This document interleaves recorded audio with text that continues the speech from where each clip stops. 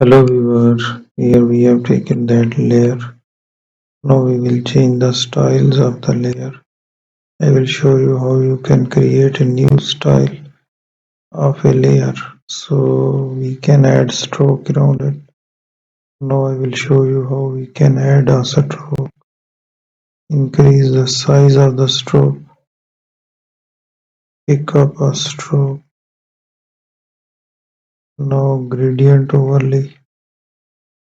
We can change the gradient. So here are the gradient.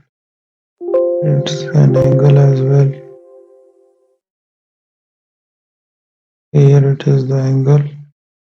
We can convert scale as well.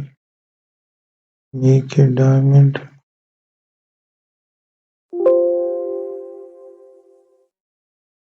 Radical angle reflected. So that it is. We can use the razor tool for erasing it and get some designs on that surface.